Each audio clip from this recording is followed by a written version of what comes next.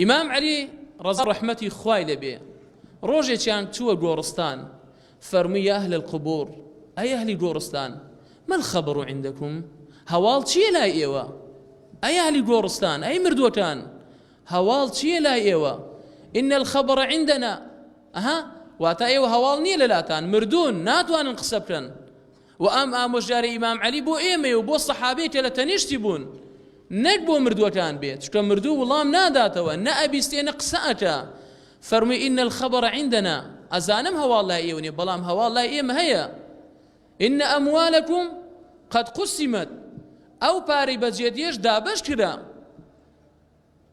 دەی چێ هەیە پارەی بەجێشت بێ دوای خۆی بۆیان دانابێ و دوێتیان تەواو تا بەخوا دڵمان نایە دەستی لێ دەین بەخوا ناو تەعزیرێ تەلەفونەدا مامۆستا ئەو پارە چۆن دابەشکەین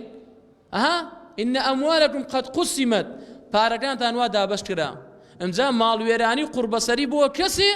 پارە بە حرام پەیداکە نەزانێ ئەو ئیشە ئیتا حەڵاڵیان حرام ئەو دەوامی ئەیتەی حەڵاڵیان حرام ئەو موچەی وەرێگری شایەنی تا یان نا خەمت ئەوە نەبێت تەنها پارە پەیداکەی خەمی ئەوەت بێ لە چۆن پەیدایەتی و لە چیدا سەرفێتەی فەرمی هەواڵ لای ئێمە ئەوەیە پارەکانتان دابەش کرا وأن بيوتكم قد سكنت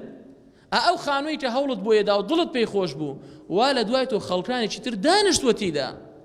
یاخود خەڵکی دانیشتوەتیدا ئەوە نییە بڵێ کابرا مرد و تەواو ئیتر نابی ئەو خانووە کەس تێیدا بچێ نا بەخوا خانووەت شوا خەڵکی تێدایە